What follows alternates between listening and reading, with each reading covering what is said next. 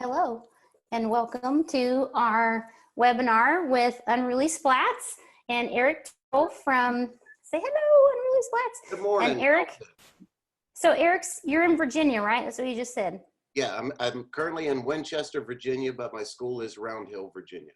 Round Hill, Virginia. And we noticed, the Makey Makey team noticed, Eric, I guess it's been a couple years since you posted that STEM in the gym. Was it last summer or 2 summers ago? It's every summer for the last 4 years. Every summer for the last 4 years. So Eric was doing the STEM in the gym project with his students, and we actually wrote a featured educator post about him. And then so when Unruly Splats said they wanted to join us in a webinar just showing all the stuff you do, Eric, I said, yes, of course, because Eric is awesome. So glad to be here. I'm very excited. Eric's we're been so happy. Earliest supporters as well here at Unruly Splats, and then I actually saw that vlog post with Eric and I got really excited. I was like, we should totally all do something together. So excited it's finally happening. Yes, and so I'm going to end that one poll that we had started. We have, we'll probably have lots of attendees show up and come and leave us. So we're just going to go ahead and get started. And if anybody who is here, just a few housekeeping things. On the very bottom, you have the chat. And actually, I tried this, Lauren, if you want, when you open the Google slideshow, you can actually turn closed captioning on Google Slides, and it will caption everything you say, but only really you. So okay. There's that. But other than that, we have the chat window at the bottom, and then it'll pull up to the side. I like to tell people you can change your view because sometimes the 3 little people, when we show up and the slides are there, you can move us around the screen wherever you need us to be. Make sure when you're chatting, you say all panelists and attendees so that we all get to hear you. You're welcome to put questions in the Q&A and we'll try to answer them. I'll be monitoring the chat and the Q&A, and Lauren and Eric are going to do the majority of talking. So without further ado, let's get started. I'm going to share my screen here. Oops, not that one. Right, and this is where you can move your people around, and I like to move them to the left corner. They turn into a nice long row for anyone who's new to Zoom. Oh, let me share the results of the poll. There you go. More than half, or half is elementary. There you go. I'll take that down. Nice. All right. So thanks everyone for joining. We're excited to have you here and chat about mixing STEM and PE. Eric has been an advocate of this for a really long time. So Eric, wave to everyone just joining. Great to be here. Love being with you guys. A lot of fun today. Colleen here from Makey Makey, and myself here from Unruly Studios. Okay, so I thought we'd start out with just a really basic, why is it important to incorporate STEM in your PE class, Eric? Because you've been doing this for a really long time, you know, with technology and without. So why is that important to you? Well, I've been into basic integration. I've been integrating for as long as I've been teaching, 24 years. And what it used to be, when you integrated something from the classroom into the PE classroom, you focused too much on the integration and not enough on the PE part. But then once things started changing, where you were able to put the 2 together and still get excellent fitness components going on while still getting that content from the classroom, then things just really started to take off. And with STEM in the gym, as I call it, the students love it. It's a chance for them to take what they're learning in the classroom, put it in a hands-on, real life scenario, and then be able to create something and play with it. And it's just a lot of fun. Getting STEM in a PE classroom is where it needs to be. Absolutely. Do you notice that your students are like more engaged when you're doing those types of you know, integrations between STEM and PE? Yes, they are. And then for the kids, you know, like there's some kids who don't like the competition, you know, that comes with some PE classes. But with STEM, it's not a competitive like team versus team where you have to win, you have to lose, someone has to lose. This is creating a project or accomplishing a goal and everyone gets excited. It's a great way to get your students together in PE. Nice. So let's move it to the audience. What do you guys think? Is your school mixing STEM and movement currently? Let us know in the poll. Well, leave a few minutes for people to respond. So the caption is working on my part for you. I'm reading everything you're saying. Oh yeah, and she turned the caption on. That's great. I put on the closed captions. I've actually never done this before, so this is very cool. Yeah, it looks great. I noticed that we have at least one teacher who's a PE, who does teach PE, and we have Grace here who says she teaches STEM and is trying to work on integrating it into all subjects. So that's really great. Good. Excellent. That's great. Good. Keep working on it. That's awesome. Yeah, I like that. I like that we have 22% of I wish we were. Nice. And I think it's something we're going to be talking later on, just becoming comfortable with it and when to start implementing. You know, you just get a hands-on, and at some point you're not going to be an expert, but at some point you got to just give it a try. Start with 1 class, 2 classes, get the feel for it, get your students in the right learning environment for it to occur, and it'll just grow. It'll take off. But you got to start somewhere, and it's okay. Exactly. You got to start somewhere. And there's nowhere to go but up when you're just starting. Right. Yeah. Awesome. Thanks. Well, that's great. We found that half the people are not really mixing STEM and movement. So I guess that's why they all showed up today. Nice. We can change that. We're ready. Okay, let's close the poll for now. I did. And I think up next, Colleen's going to tell us about Makey Makey for those who are new to it. So actually, this is fun for me to try sometimes. If you raise your hand, if you're new to Makey Makey, you can raise your hand in your side there, and then I'll lower everyone's hand in a minute. But Makey Makey is a invention toolkit. Did I do this thing where I don't have one behind me? I don't have a full one behind me. I'm so dismayed with myself, but I have this beautiful sticker. We are a little invention kit that allows you to turn everyday stuff into a touchpad that controls your computer. And if you'll go ahead and go to the next slide, I mostly want to show, yes, this picture right here. So there's 2 basic concepts that you really have to master to use Makey Makey. And that's one reason I was so impressed with Eric's STEMintheGym projects that I saw with Makey Makey, because I'd really never seen anyone do that before. I'd never seen anyone integrate that much movement with Makey Makey until Eric did it. And then after Eric, there is a guy, John Lynch, who did some similar projects of trying to incorporate movement. But other than that, like, I'd seen lots of game controllers and lots of other things. But if you know that things are conductive, so everything in the world is either conductive or an insulator, that's the first step. And I think it's one of the hardest steps, really. But the second step is understanding that all a Makey Makey really is a keyboard. It's just a US keyboard. It just happens to look really different.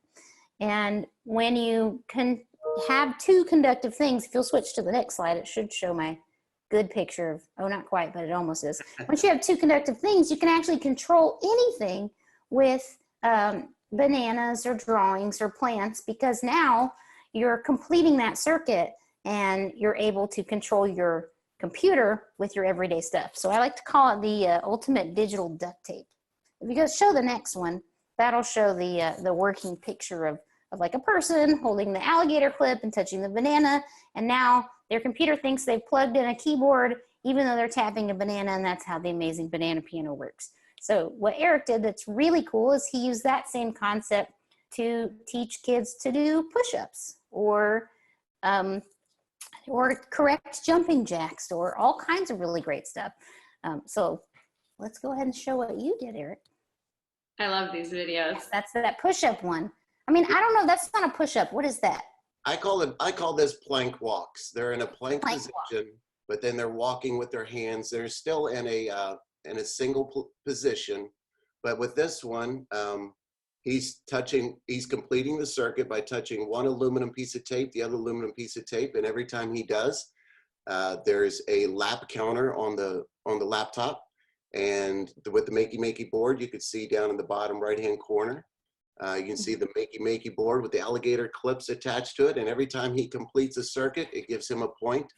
And I believe his partners, it's either, you know, you're doing 30 and then switch, or it's at timers have a stopwatch. How many can you do in 30 seconds? I forget how we did this one.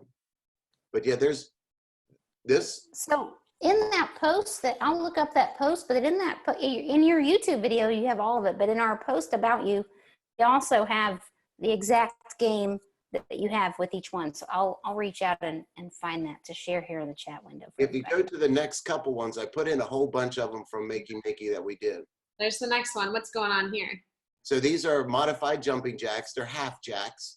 And the aluminum tape is, I put just basic yellow floor tape in the middle with aluminum tape on the outside.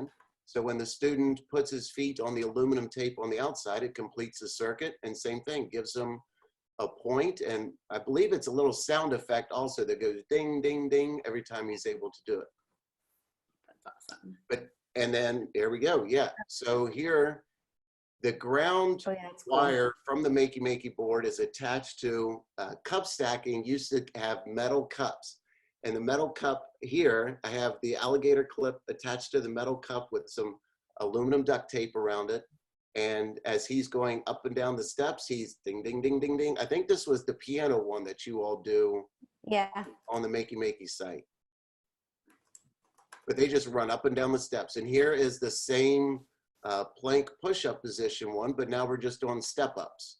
And every time they touch it with both feet at the same time, they're completing the circuit. Now you'll see that they have their shoes off in this one. That's because it was a summer camp that we did, but with socks on, it still conducts, you could still do it with socks on. Yeah. If this works because your feet are probably a little bit sweaty, which is gross. But if you do have, I did notice, I did a huge 4 oversized carnival games for my daughter's elementary school, and everyone had to be barefoot. And I would suggest never having 4th grade students barefoot in mass in the gym because it smells terrible. But I did notice there were like maybe 2 kids out of those 300 kids who had socks so thick or with some type of material their feet did not conduct. But other than that, it's pretty much going to work with your socks on.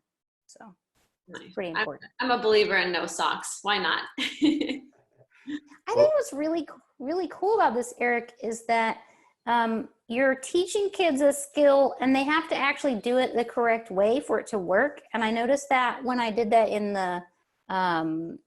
my daughter's school, we had like a bounce pass, and a basketball coach, like someone who used to be a basketball coach, came up to me and was like, this is actually really cool because when kids do the bounce pass, normally they go, and they throw it and it goes really high and they're doing a terrible rendition of the bounce pass. But by having the switch, the pressure switch that they had to hit, it made them actually do the bounce press the right way because they wanted to hit the switch and then get it to the next kid. So. And is this like a Dance Dance Revolution that you had made, Eric? Yeah, so the STEM in the Gym camp that for Makey Makey was 2 summers ago, and we had 2 different weeks of it. And in the first week, we started off, in the first day, I had 4 stations. By the end of the week, we were up to 16 stations. And if you go to my YouTube channel or type in Makey Makey STEM in the Gym, you'll see all 16 of the stations that we were able to do with detailed description on how to do it. And I think 4 or 5 of the stations were just video game type things where their feet are the controllers hooked up to the Makey Makey board with the alligator clip. You press the pad in the front, you move forward, press to the left, you go left, press to the right, you go right, step back, you go back. And it becomes a Dance Dance Revolution that we created with taking poly spots, wrapping them with that aluminum duct tape, and then more duct tape on top of it. And love it. Yeah, that was a lot of fun. So here, I think this one was the Pac-Man. They're playing Pac-Man. We did Frogger. We did Pac-Man, Frogger. This one like Indiana Jones jump arrows or something like that. And then we had one that was Captain America versus Iron Man. And when they touched the back button, it actually shot a little fireball where they were trying to hit. Some students made it in Scratch, and then we were able to use it with these Makey Makeys. Nice. So they actually did it themselves. They set this up, and then they got to. They helped me set it up. Yeah, I worked with them on it to make sure that things got, but as the week went on, they were helping me create more and more. What could we do with this? What can we do with that? Yeah. I remember you telling me that in the, when I interviewed you, and I thought that was just the coolest thing, that the kids came up with even more ideas because they come up with crazy ideas. Someone in the chat is asking you, what is polyspot? What is a polyspot? It's a rubber, 8-inch circle. You throw them down on the floor to mark spots, and students go stand on them. They're a way to separate kindergartners, first graders, but then you can use them for different station stuff like stepping stones on it. Very cool. So before we move to the next slide, I just want to, I'm going to post in the chat the Instructables that I created after being inspired by you, Eric, and that was to challenge my students, because I remember you saying that. I was like, but have you done it with kids? Like, where you just made them do it, and you know, it happens naturally in yours. I went to my daughter's school and challenged a group of kids to create games that make kids get physically active. And I had them also create the game in Scratch. So they had to create the physical movement, but they also had to create the game in Scratch. And mostly it relies on teaching them scoring. So I'll post that in the chat window for everybody. Wonderful. Good. Nice. That looks like a fun one. Yeah. All right. So for those who are maybe more familiar with Makey Makey but haven't heard of Splats before, those blue buttons that you see lighting up there with him stepping on them, those are splats. And at their core, they are combining physical movements with coding. So they light up and they sense when they're stomped on. They're built to be stomped on, and they make sounds. And so students can code them to make rules for when they light up and make sounds and make their own active games and play them. So that's sort of our version of Dance Dance Revolution game that he's playing, but it's all controlled through block coding, similar to Scratch. And you can make obstacle courses and relay races. And actually I have one back here. I'll go grab it to show you guys. But these are what they look like. And you can turn them on. And they're fun. All right, so this was a video that Eric sent us of, I think it was from a STEMintheGym camp as well. Eric, why don't you tell us what's going on here? So for the last year's STEMintheGym, I partnered up with Unruly Splats. Our school is a Code to the Future school. We're one of 15 schools in the state of Virginia that spends 30 minutes a day working on coding from kindergarten through 5th grade. All of our students are learning how to code, predominantly with Scratch, but then we get into robotics and different things that they can do within that 30 minutes of every day. So my students are already pretty good with coding. And so when I saw Unruly Splats, I was like, I gotta get involved with this because for what we're going through right now with the Scratch coding.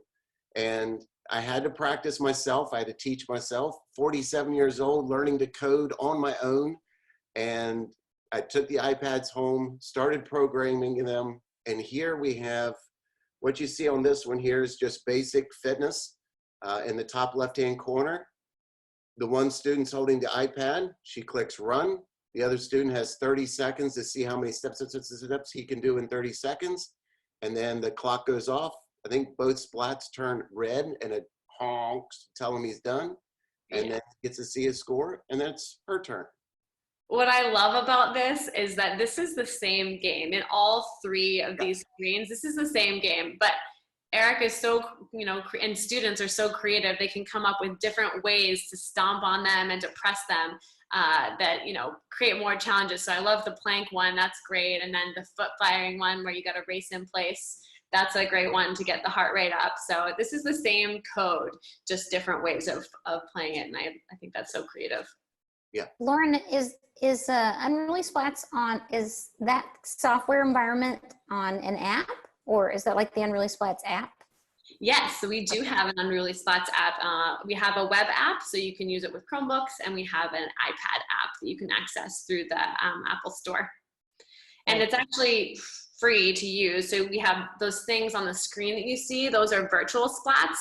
So the students can actually test their code before they play with the physical splats to debug, or if you're working with little ones and it's a bit distracting to have the actual physical, splat right there, and they just want to press it. And usually they find we have different noises that it can make, and they find the fart noise pretty quickly.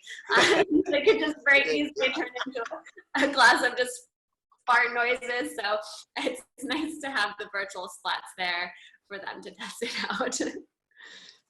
And before my shipment of splats came in, I had downloaded the app, and at home on my couch was playing around with, there's a library of activities already designed in there, already coded in there for 2 splat, 3 splat, 4 splat, I think all the way up to 6, is that correct? Yeah. All the way up to 6. And so you take a look at the code that's there, and you take a look at what's already created, then you think, okay, what's this game for? How can I use it in something else to meet the needs of my students? And then by modifying just a single little code of the line, that's where most of the stuff coming up next is how I was able to do it, just from the library of what's already within the app of the Unruly Splats. Yeah, we have tons of pre-built games, and that's a great way to start, just playing around with the pre-built games and then modifying them. So I was just at a school last week where they were doing hockey, and so they did the relay race game, but they had something in the middle between the 2 splats where they had to puck handle the hockey with the hockey stick around the thing in the middle, and then go to the other splat where they had to press it to turn green before they went back to get their points. So there's tons of different ways to modify games that are already there too to get started. So what's happening in this game, Eric? So our students love to play capture the flag. After our end of the year standardized testing is finished, for like the last 2 or 3 weeks, we go outside where it's just beautiful out. We have a lot of land, and we play capture the flag for like the last 2 or 3 weeks. It teaches the students how to, play outside during the summer without an adult referee umpire, how they can control their own games is our focus. But then when I got the Unruly Splats, I was like, oh, I can make capture the splat out of this. So one team has, we got green team versus yellow team. One side has 3 splats, the other side has 3 splats. And I made the code to where if yellow team touched one of the splats on the green side, all the splats lit up yellow, and a point went to the yellow team. And then if green touched the yellow side, they all turned green, and it gave a point to the green team. And once they were able to accumulate a total of 10 touches, all the splats lit up the color of the winning team. And I programmed them with voice also, where it said, green team wins, green team wins. And then I did a loop code where I had it loop 4 times. So it said 8 times, green team wins, green. Oh, it was fun, so much fun. And the kids had a blast playing this game. That is fantastic. Yeah, there is you can record your voice, and students can record their voice so that their voice will actually come out of the splat too. So yeah, another fun one. That looks like a lot of fun. I kind of want to play that. And then this one is relay races. Nice. And so in the upper right-hand corner, it's the same code on all of these, but the upper right-hand corner is just a scooter. So they have teams of 3, and the code says when splat is touched 6 times, so it's down, touch, back, touch, next person, down, touch, back, touch, next person, down, touch, back, touch. And once 6 presses have happened, the clock turns off, and it tells you how much time it took you to do that. Down in the bottom left-hand corner, I think that's a candy cane, a PVC candy cane I had in storage, and a ball, kind of like hockey, dribbling. And then the one in the middle, he's running with a rubber animal. I look like a chicken as a baton, like if you're doing track and field, baton, hand off. And then in the bottom right-hand corner, she has a plunger with a ball on it while she's running back and forth. I love the plunger. I have a bunch of plungers also. They unscrew, go in storage. They're perfectly fine. Yeah. They've never been in a toilet, only in the gym. Yeah. That's This one reminds me, I forgot that you also did that really cool hula hoop switch with Makey Makey with those scooter relays. And I did that with my daughter's school. I did that. And it was like one of the most fun things was watching those kids on those little scooter things trying to race through and grab the hula hoop switch. So it was a really cool way to make a switch. But I know you're doing the same thing here with Unruly Splats. I just think that's super cool. I think we've got a video of that one too coming later. Oh, okay. Yeah, I have that one in my favorite section down there. It's in your favorite section. Yeah. But up in the top left-hand corner, what the students are doing is they're recording, they're writing up there. My students like to show what they've done in a non-competitive way. So there's a column for each one of these different relays, and they go up there, they write their names, they put their score, and they have fun just showing how fast they're able to do it. Non-competitive, just for fun, but a way for them to show how proud they are with what they've been able to create. Yeah, and what's great about this relay too is that in order to get a point, they have to stomp on the splat and leave it to green. And in the code, this is a game that's already built into the app. It's random, so it'll light up a random color. So you could have to stomp on it 10 times, or you could stomp on it once and it'll turn green. So it's a nice way to sort of level the playing field, maybe for students who are a little slower than others or faster than others. They've got to, stomp on it a random number of times, and sometimes they go really, really fast and it passes green and they have to go back and get it. So it's a fun one. Yeah. Now this one, I think this came from the whack-a-mole code that's in the library, but I turned it into agility splats. So in the whack-a-mole code, I think it has four moles in the whack-a-mole. The top picture here is a two-person. This was for the younger students. It's just a two-person. There's an X in the middle taped on the floor. He starts in the middle, and whichever splat lights up, that's where he has to go and touch it real quick and then come back to the middle. And then he waits for the next splat, touch it, come back to the middle. And if he doesn't get there in time and the light goes out and he touches it, it honks and tells me it was too late.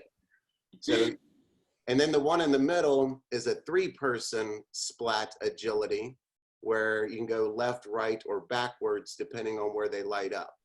And then the bottom one is a four-person agility, all corners. So as I add more splats, you could see the distance between the splats is getting a little bit smaller because the reaction time, but the older kids, that was fun. That was a cool one. We had a lot of fun with that one. That's definitely a favorite. Whenever we go to shows, we'll have the whack-a-mole on, and you can change the delay for those who've never, used it before. You can set the delay to be, 4 seconds between the moles, and then spread them farther apart, or you can make them closer together and make it like 0.5 seconds, and then the mole comes really, really fast, and you have to be able to stomp on it in time. Otherwise, it'll honk at you. So I don't have pictures for this one, but we did the actual whack-a-mole with 4 splats with a competition with another school, Kevin Tiller up in Massachusetts. We had a competition going with his school through Twitter with the whack-a-mole. In 10 seconds, how many whacks could you get? Or 10 pop-ups was the code. It popped up 10 times, how many presses you could get of the 10. And then I would post my best score, he'd post his best score, and we had a little Twitter thing going back and forth. It was a fun thing to do with the Unruly Splats. Yeah, we're working on a way to make the competitions within the app too, so you can compete with schools in your area, because I think that's definitely a fun way to connect as well with other teachers and students in the area. Yep. All right, and last one. Okay, so during our camp, our STEM in the Gym camp, students would be with me for 60 minutes. We would do 20 minutes of one activity, alter the code, 20 minutes of another activity using the same code with slight variations typed within it. And then the last 20 minutes of every day, the students got together, collaborated, came up with a game, and then how would they write the code for the game. My 3rd, 4th, and 5th graders were actually given 2 splats, an iPad, and they coded their own games. Now, K1 and 2, their coding skills is not quite up to the other grades. So what they would do is I would give them a dry erase board, and they would do the exact same thing. They would come up with the game, step by step. What's the first thing you're going to do? You're going to press start, run, press run. And then when you press run, what's this splat going to do? Is it going to light up? Is it going to honk? Is it the clock going to start? Do you have a certain amount of time to get there? And they would write down on the dry erase boards. They were coding in their language of what's going to happen to this splat eventually when I do learn how to program it in the app itself. So I had kindergartners writing code for a game they created. It was pretty intense. It was sweet. That's a great way to do it as well, even without technology. And Emily, who's our education director, I love, she always says this, the rules for the game are the rules for the code. And kids are naturally great at coming up with game ideas. And so just having them write out the rules is a great way to start. I love that. Yeah, it was fun. All right, so I think we covered this a little bit, but tell us about the STEM in the Gym challenge. And I know Colleen mentioned that you sort of inspired her to come up with that instructable. So tell us a little bit more about the hashtag STEM in the Gym. Well, the hashtag STEM in the Gym is, there's a book out there. When I first started STEM in the Gym 4 years ago, there's a book called STEM in the Gym, and it talks about simple machines. The first 2 years of my STEM in the Gym was simple machine based. And then third year was Makey Makey, fourth year was Unruly Splats. So I started the hashtag STEM in the Gym. So that way we could connect with other PE teachers, other educators, classroom teachers globally. What are they doing with STEM in their movement, in their gym? And if you type in hashtag STEM in the Gym, you're going to see not only a lot of my stuff, but a lot of other people's stuff where this hashtag has really taken off a little bit, to where people are sharing their ideas of what they're using with technology. And you're going to see a lot of stuff without technology where and I'm going to show you later on some of the things we do without technology, where we're able to get the vocabulary, the basic premise, the basic idea, the knowledge, the understanding worked into an activity. It just strengthens their understanding, makes it more tangible, real life, what's going on. Now, Colleen, though, what is it that Makey Makey has going with the challenge, though? Oh, well, the challenge on our end was that you challenge kids to create the STEM in the Gym activity. So you take the idea to your students and you say, how can we, or I think, let me rephrase it because I'm saying it wrong. My dog is here saying hello right now. I think I told y'all the other day, I don't know, but anytime I'm on a call, she just really, she gets really excited. Mine's asleep on the floor right here. She is like, she wants me to hang out with her. So I challenged the students. I said, you know, kids are not active enough, right? Video games are not active enough. So how can we create a game that makes other students be physically active? So I challenged this entire class to create projects that would make others get physically active. I taught them how to use Makey Makey. I taught them how to create scoring in Scratch. I taught them a little bit about animations in Scratch, but it didn't go too far. And then I just let them run wild with their projects. And so if you go to the Instructable, you'll see the results of what those kids did. And I noticed when you were doing the relay, I wanted to talk about it. So I'm glad that you brought this back out. I think I've talked about this in the last 3 webinars, actually. My favorite thing about that is that when you challenge a kid to do something, they're going to create things that you've never thought of before. So there is, in that video, there's an example where a 3rd grade student, a pair of 3rd grade students, they worked in pairs, decided that they wanted together to do a bongo relay race. So they created bongos where you have to hit the bongos as fast as possible. And in Scratch, they also created a timer that would go beep, time's up, next person. And so you'd hit the bongos and then you'd run back and you'd tag your friend and they'd come over and they'd hit the bongos as fast as possible. And I just love that because it's so different than something. I would never have come up with a bongo relay race, right? And another project that kids did, it kind of looked like Twister. They called it shapes. And Scratch called out the shape and you had to hit the correct shape to get the right point. And so you played as two-person. That was a two-person game. That was really cool. The bongo game was actually a four-person game because you had to relay.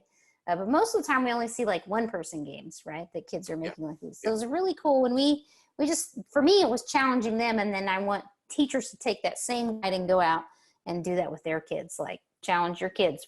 How can we create a game that forces others to be physically active? And one of those things that all I really did, and it's kind of based on what you just showed us with all those projects, was if you create a score and you create a pressure switch, and you put one pressure switch high and one pressure switch low, now I have to jump and I have to squat and jump and squat. And I add a timer in there, and boom, I've made a game that makes kids get physically active. So I saw that today when I went in just to see what's happening with the STEM in the gym. That was the first one that popped up of most recent. There's a school that was doing that where they had the alligator clip with a pad up high and an alligator clip with a pad down low, and the student was jumping and squatting. Yeah. That's awesome. That's great. Yeah, you're right. It's awesome because that's the one I say all the time, but I've never done it. I haven't made anyone do it. I love that.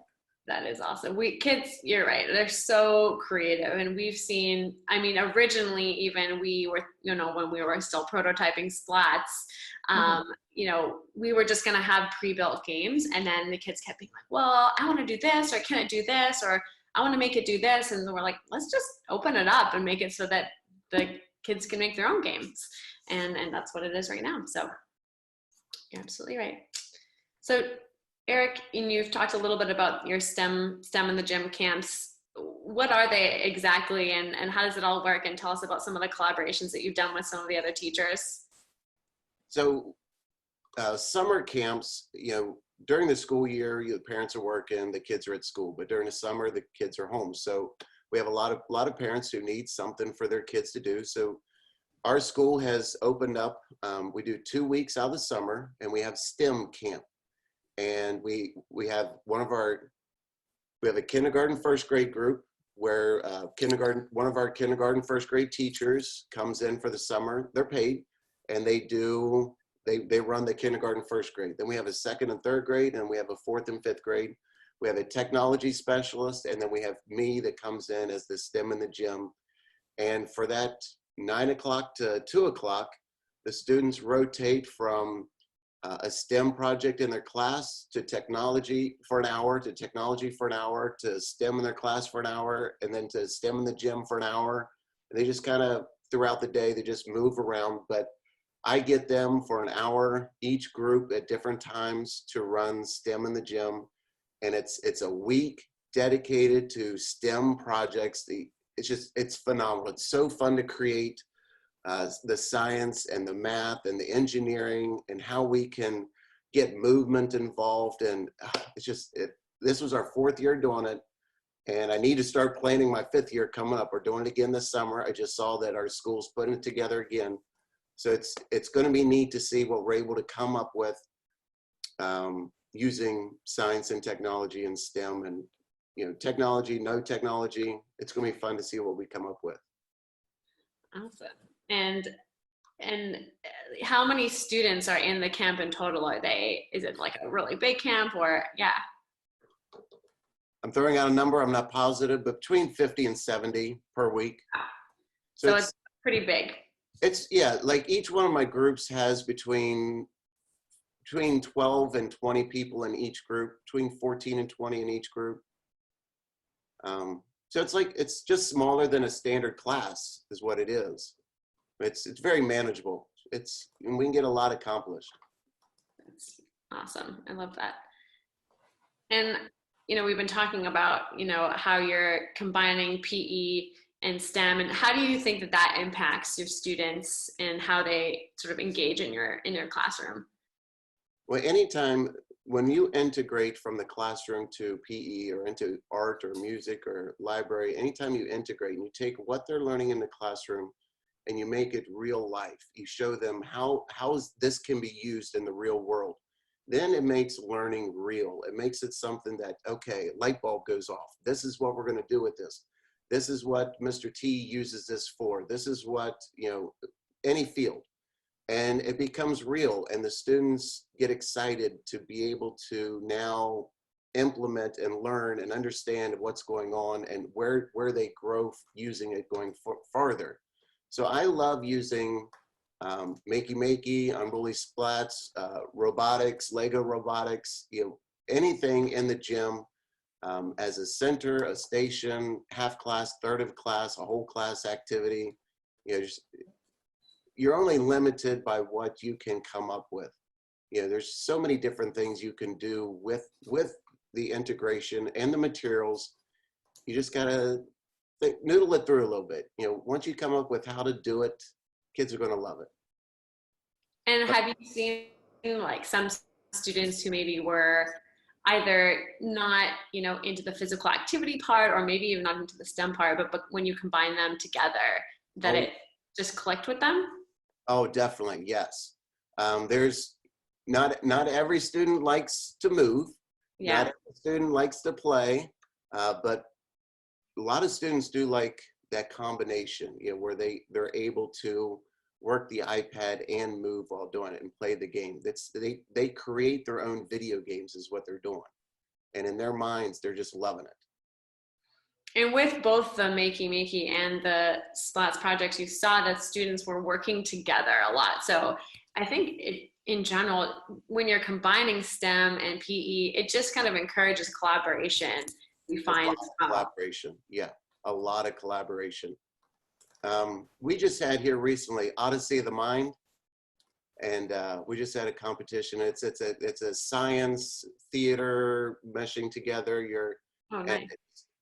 It's just so much fun to see students learning, creating, moving, coming up with new ways to accomplish problems and goals, and they're learning that stuff in my class and in our school.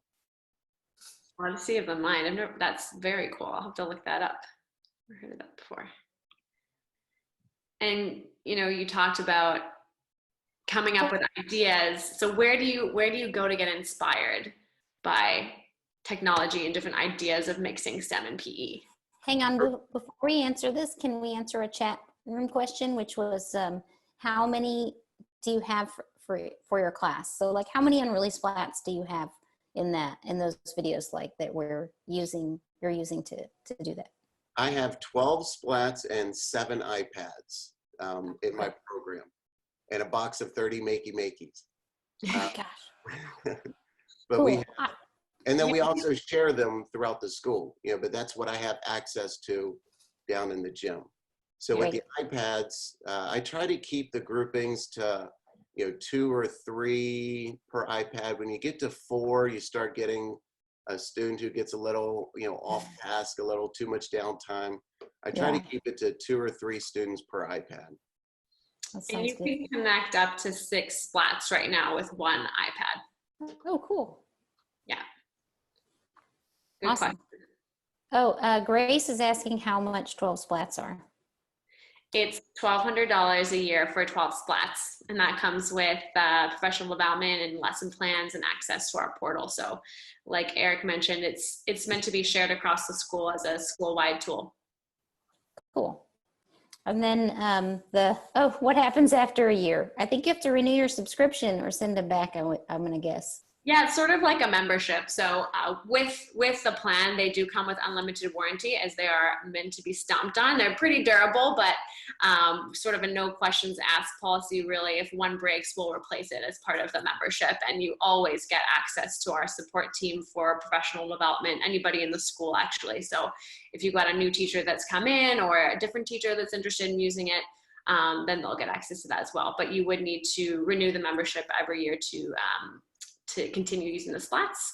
But we also do have a 3-year plan for, I believe it's $3,000. So there's a $600 discount, and you do get to keep the Splats at the end of the 3 years if you decide not to continue with them. Cool.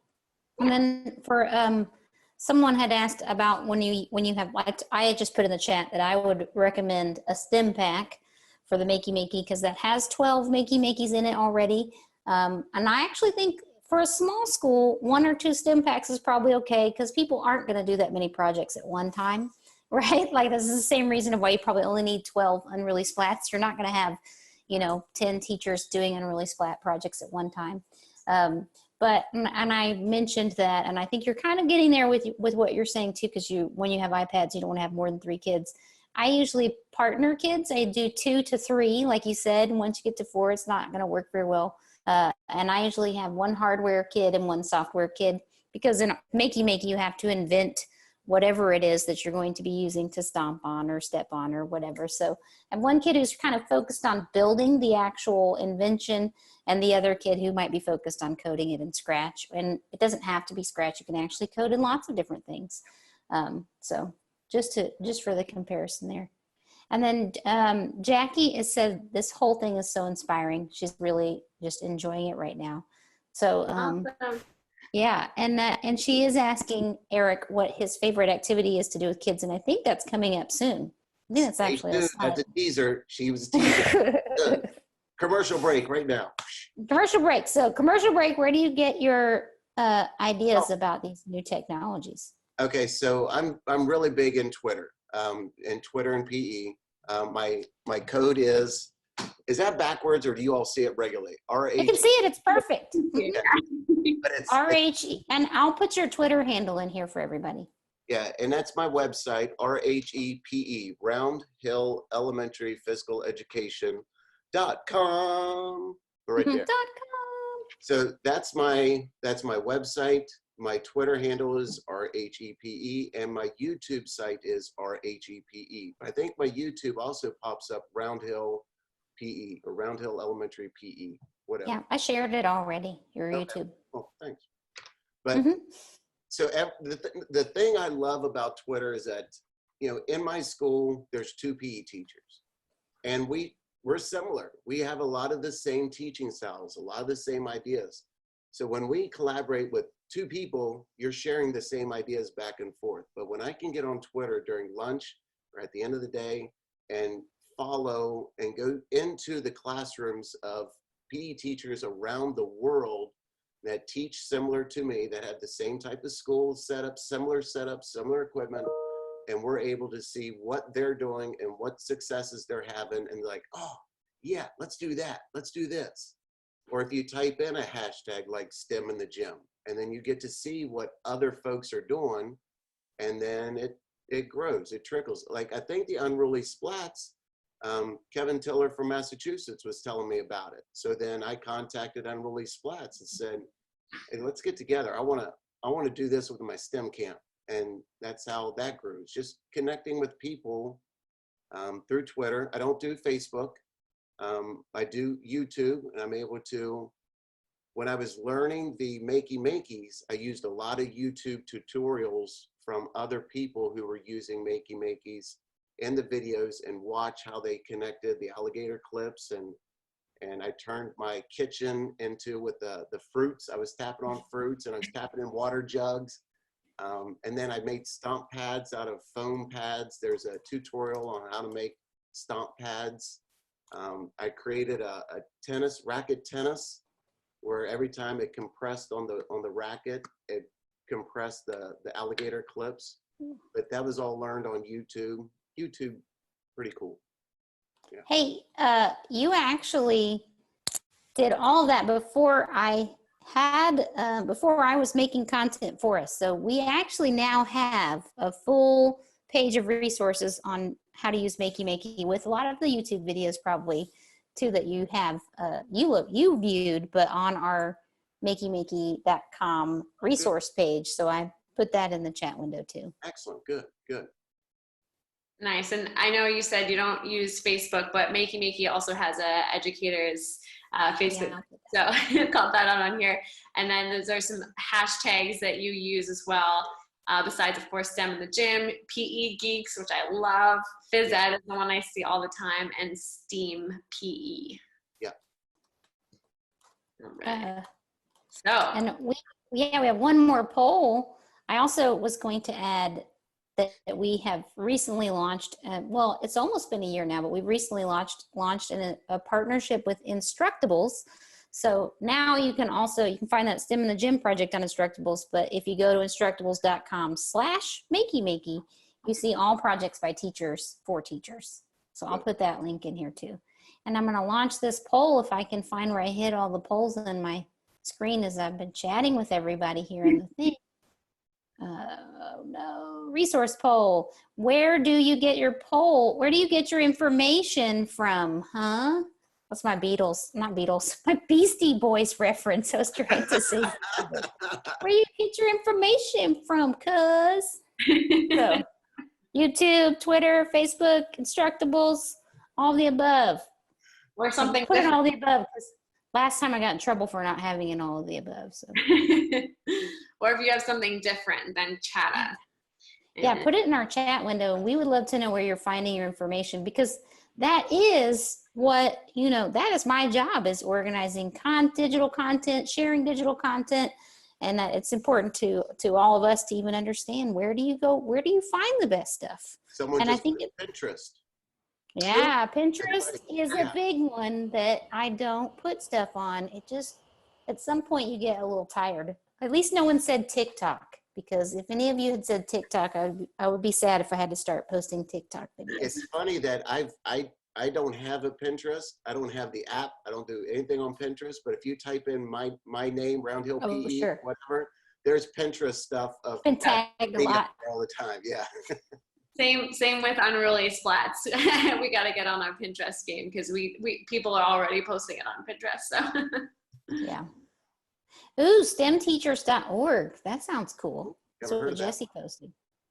Well, actually, at the end of this, we'll have the chat log, Eric, and I can share it with you too. I'm writing it down now.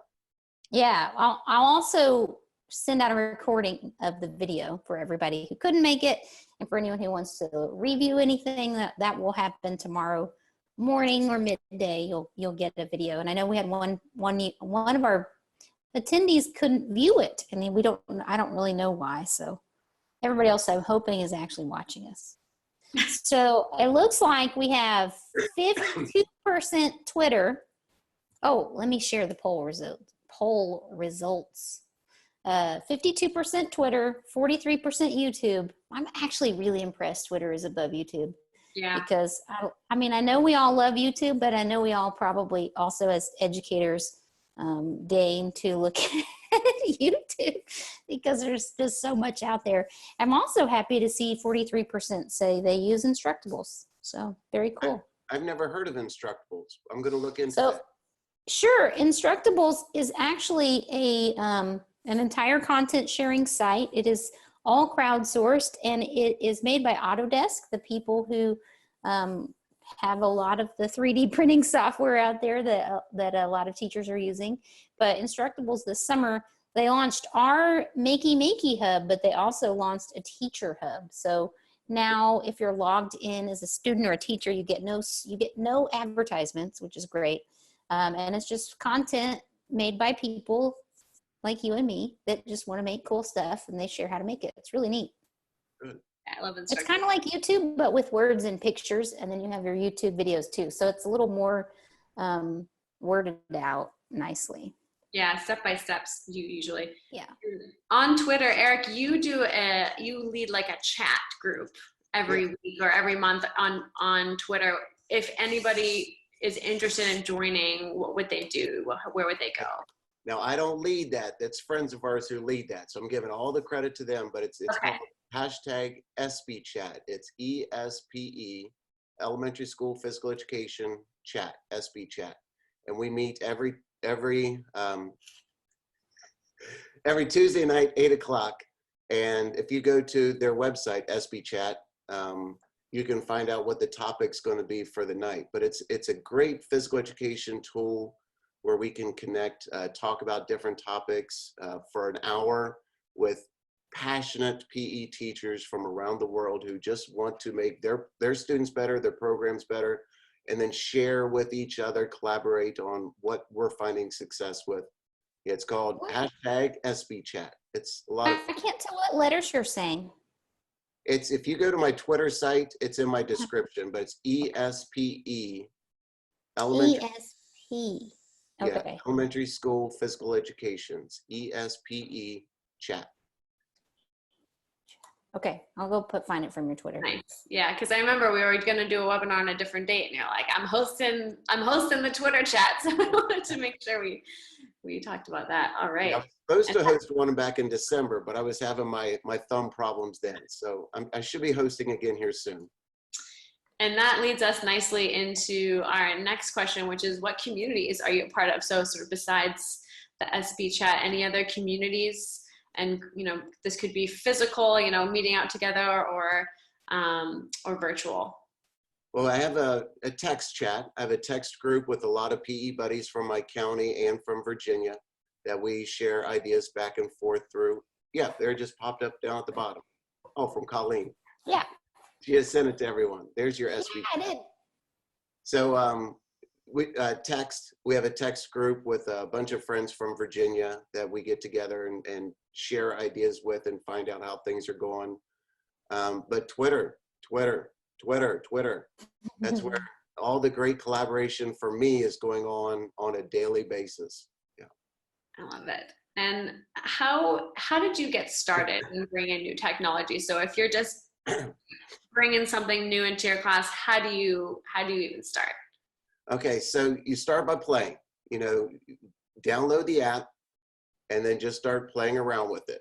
Go to YouTube, type in the name of the app, find out how other people are using it, get a feel for it, play with it, get comfortable, because it's gonna mess up once you get into your classroom. Things are gonna go wrong, and you got to know how to fix it quickly. But roll it out at some point to 1 or 2 classes, get comfortable with it, relax. It's going to be fine. You can do it. And then once you roll it out to a couple classes, then roll it out to more and more. And before you know it, when I first started teaching, I do a lot of family fitness events. I like my community to come into my school. And when I first started teaching, we would do 1 event for the whole year. But then after a couple of years, I added 2. And then a couple of years later, I added 3, 4, 5.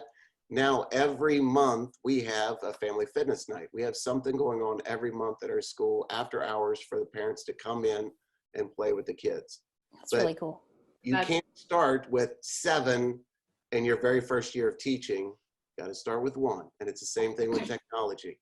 Start with simple basics, get a projector, get your iPad, get your Chromebook, get your iPad laptop hooked up to it, project up on the screen, start with some simple little videos, that they can go to my YouTube channel, RHEPE. There's a lot of videos already made for you to use in your classroom. And then you start getting into timers, you start getting into Makey Makeys, you start getting to Unruly Splats and video delay technology where they can assess themselves. You get into clickers where you can assess easily within the class. And before you know it, you've taken that one app and it just makes your class so much better. Things run smoother, quicker. I can do more in 30 minutes than I could have done before with the use of technology, and it takes nothing away from my program.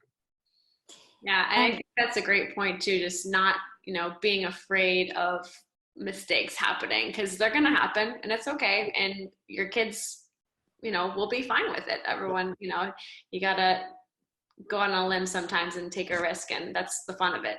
Yeah. It's also important that what you said about starting small. My husband always said to new librarians, he's a librarian, you're starting small, and remember it takes 3 years to build a program. So you start here and then it'll grow each year. So I think that's always good advice. Yes. Definitely. Be patient.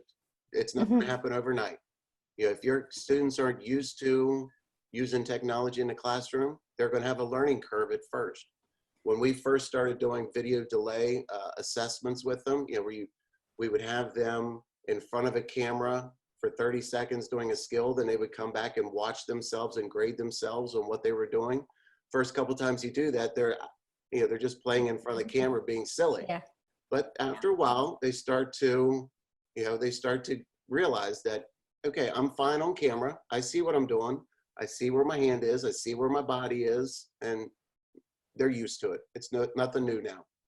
Oh, I think it's Tom, one of our Makey Makey people, who's asking if you know this book. It's called Spark, the revolutionary new science of exercise in the brain. No, I Have do you not. heard of that?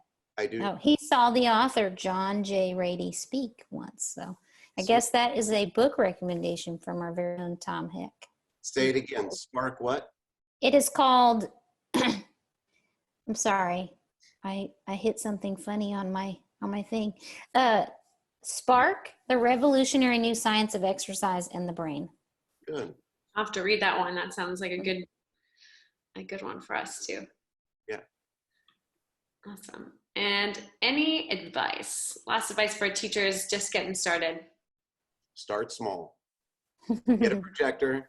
Go on Donors Choose, or no, go into the storage closet in your school.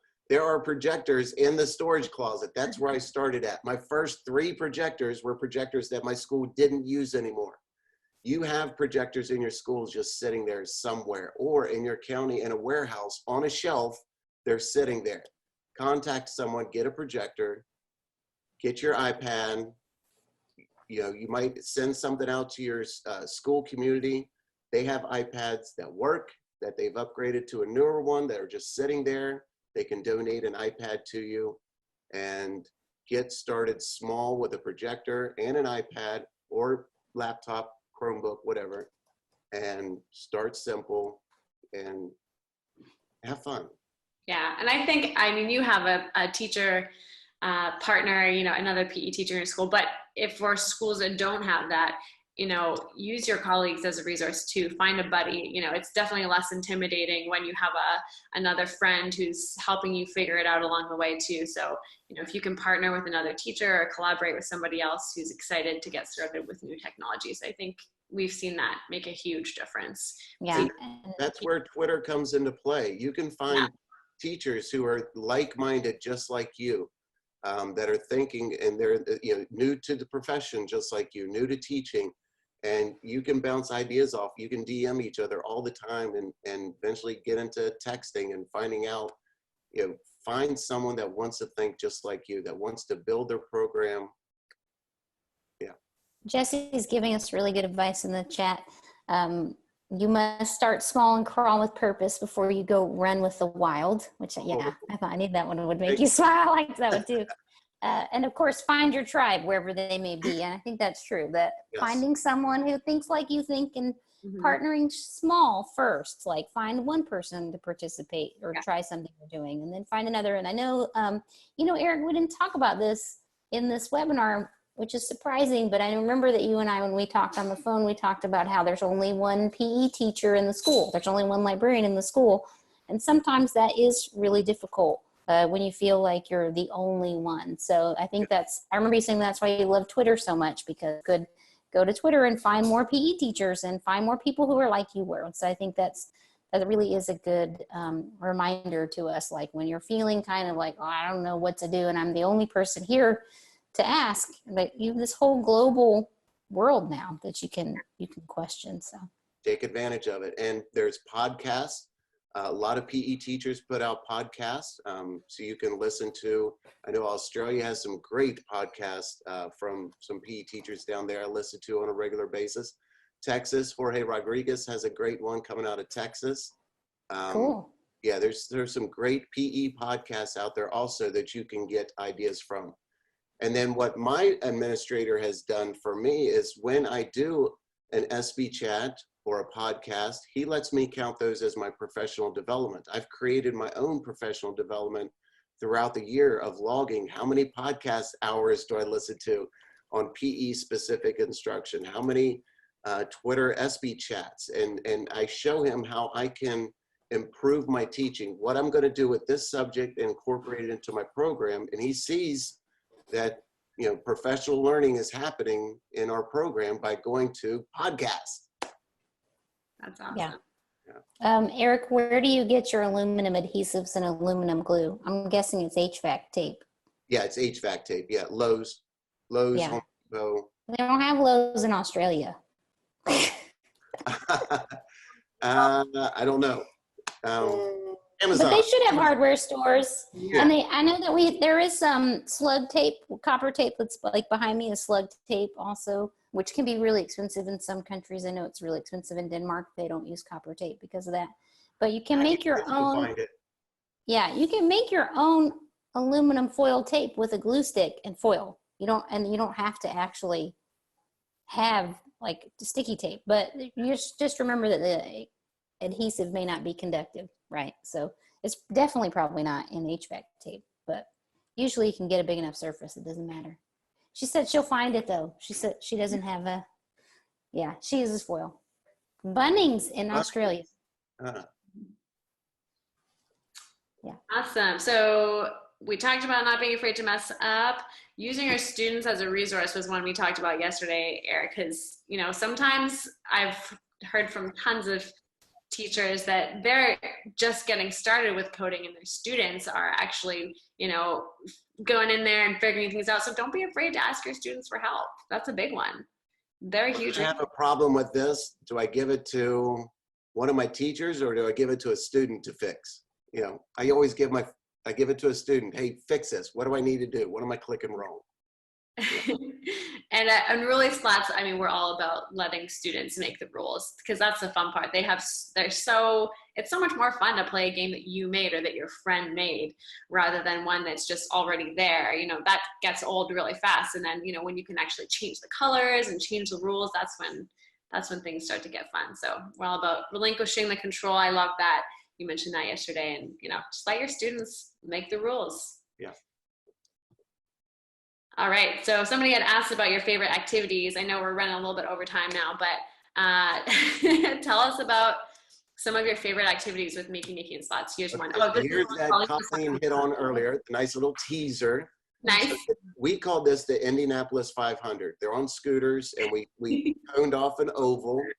And they go through this, when a hula hoop breaks, instead of throwing it away, we tuck it inside cones and now you have an arch. And down on the floor is that HVAC aluminum tape. And I know you said you did it where they grabbed hold of the hula hoop every time they went by and that was complete the circuit. For us, it's on the floor where they go between the aluminum tape and they drag their hands and that completes the circuit. And we're just tallying. How many laps, can our class do in that one song that's playing? So they had a blast just racing around on the scooters. Now, if you switch to the next one with Unruly Splats, Capture the Flag. Capture the Flag is my favorite. I love Capture the Flag. And we do Capture the Splat. Yeah. Love it. Oh, that's and real quick, some of your top non-tech STEM activities. So, things that maybe don't involve technology at all, that still involve STEM and movement and PE. Yeah, so it's a lot of just vocabulary stuff, just getting the kids, taking the terminology they're using and implementing into what you're doing. But as we go ahead on to the next slide there, if you wouldn't mind. Yeah. So here's coding. We play a game called Battleship. Ben Turrill out of Texas came up with a game of Battleship, but then I turned it into a coding activity where you throw a ball over the net. You can't see it's the kids' game of Battleship where I have a grid on my side with battleships. You have a grid on your side, but there's a hula hoop with a pin in it. That's a battleship. And I throw the ball over. If they catch it, then they get to run one time around my side of the net. A lot of cardio, a lot of running in this game. And when they run around the other side, they get to see where the pins are, the battleships on the other side. But here's where the coding comes into play. It's like a huge Excel spreadsheet on the floor, columns and rows with the way the tiles are set up. So the students, if you see in my diagram there in the bottom right-hand corner, they count the tile pieces from the different colored lines that I have. So they'll go two tiles up, 3 tiles over, and then when they get to their side, they're able to map out and they're able to see exactly where it is without seeing because they got this screen in the way. And you sang my battleship. Yeah, that's a lot of fun. And there's a bunch more here. We can quickly run through them. This looks like a lot of fun too. Yeah, so this is a partner activity. And on the Frisbee, this is Scratch. This is Scratch coding where they're going to get the sprite to go from one section of the screen to the other section of the screen. The partner has the Frisbee, and it has a directional arrow of forward, left, right, upside down, and they travel by one square tile at a time. And I flooded the floor with hula hoops and rubber animals and arches of hula hoops and noodles, and they have to navigate their person by telling them how to move. They're navigating their sprite from one side, coding their sprite from one side of the playing field to the other side of the playing field. Yeah, that's a fun one. Oh, so then I found this one this morning on STEMintheGym. This is one I forgot about, but the Sphero balls, where it's that little ball that you program with your iPad on where you want it to move. We created human Sphero balls. We took noodles that we made a path, and then with using those coding arrows, they had to get their person through the maze without hitting the sides. So it was a human Sphero ball type thing. That was kind of fun. Nice. I love that one. And then before I got into Makey Makey and Unruly Splats, back in the beginning, it was simple machines. It was fulcrums, it was levers, it was pulleys, it was wedges, friction, force, mass, distance. In the upper right-hand corner, there's one girl on a carpet square and one girl on a scooter with a pulley rope as they pull themselves across. Which one, because of the friction, which one takes more force to get you to travel across? So then it's a collaboration of how much easier the one with the simple wheel, the wheel and axle helped you move across to the other side. But just simple machines, great start for STEMintheGym. And then this is the last one. Okay, so this was a mass versus distance experiment, and I gave the students on the floor from the wall. I put up a piece of tape 12 feet from the wall, and then going up the wall, 5 foot, 10 foot, 15 foot, 20 foot, 25 foot, 30 foot. I had to get a ladder to get up there. Tape lines. And then they did a scientific experiment based on the weight and mass and the density of the different type of balls from 12 feet away, how high they could throw them up the wall. And they recorded their measurements, and they found out which ball traveled best. Simple little science experiment with the equipment we already had. Yeah, that was a lot of fun. Very cool. Cool. I love that. And I want to make sure here's the last slide, resources. STEMintheGym, we talked a lot about that. And then Camp STEM Motivation, another. Okay. Yeah, so today I went in to see if STEMintheGym had the STEM stuff from long ago, and I guess it didn't. Back then I was using Camp STEMovation. That was the name of our camp. So if you type in Camp STEMovation, you're going to get the non-technology STEM stuff from 3 and 4 years ago. STEMintheGym is going to have some of that stuff that I happen to be at the same time tagging, or when I retweeted it and I tagged STEMintheGym. But if you're also looking for other non-technology stuff to do, Camp STEMovation is what that one was called. And then I wrote a blog for Gopher Equipment on STEMintheGym tips and activities. So if you type in STEMintheGym tips and activities, Gopher PE blog, you'll be able to find some of my with technology, without technology, STEM ideas you can implement into your classroom. Nice. Yeah, we've got a lesson plan too that you don't need physical spots, where you can just use our app and the virtual spots that we were talking about too on our website, which I can send that to Colleen, and maybe we can put that in the slides too when we share those. Sure. So it's 4:15 almost, or 5:15 where you guys are. Yeah. And I just want to reiterate that we will be sharing the video and all the resources mentioned in the chat in a blog post tomorrow. And then Unruly Splats will also be sharing that once I give them the video that we've recorded here. And if we have any last questions from our audience, I think we have most of them go through the chat live. So I don't think we're going to have many left, but this is your last chance, people. I'd ask everyone to reach out to me on Twitter, follow me, RHEPE, and then on YouTube, subscribe to my channel. all my materials, I don't do teacher pay teacher. All my materials are free. So you'll find all the videos that my students have created for you to use in your instant activities, warm-ups. I have a whole section for classroom teachers where they can use videos to get the kids' brain breaks up and moving. There's a complete playlist of videos from friends around the world on YouTube and stuff that we've created for your classroom teachers also to get the kids up and moving. So subscribe to my YouTube channel, RHEPE, and follow me on Twitter. Reach out to me. Let me know that you enjoyed this session. And let's get together and let's share some STEM in the gym ideas.